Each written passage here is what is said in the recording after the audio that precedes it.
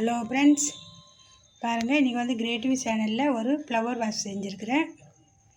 இந்த ஃப்ளவர் வாஸுக்கு எத்தனை அடி ஒயர் வெட்டிக்கிறேன், எவ்வளோ மணி எவ்வளோ செலவாகிக்குது, எந்த அளவுக்கு போட்டுக்கிறேன்றது நீங்கள் பாருங்கள். சூப்பராக வந்துருக்கு பாருங்கள். இது வந்து பாருங்கள், நம்ம கீழெல்லாம் எதுவும் வைக்க வேண்டியதில்லை. ஆரஞ்சு கலரில் போட்டிருக்கேன், நல்லா வந்திருக்குது. 5.5 அடியில் 18 ஒயர் வெட்டிக்கினேன். 5.5 அடியில் 18 ஒயர் வெட்டதை விட 16 ஒயர் வெட்டினா இன்னும் நல்லா வரும் அழகாக.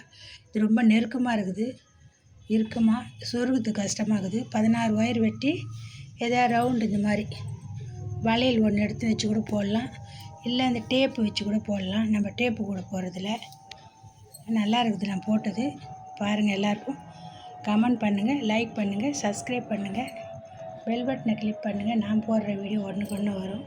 ஃப்ரெண்ட்ஸுங்கெல்லாம் ஷேர் பண்ணுங்கள். இந்த மாதிரி நம்ம ஃப்ளவர் வாங்கி இந்த மாதிரி வச்சுக்கலாம், எந்த கலர் வேணாலும். நான் டைனிங் டேபிள் மேலே ஒரு இது மேலே ஹாலில் இந்த மாதிரி வச்சா சூப்பராக இருக்கும்.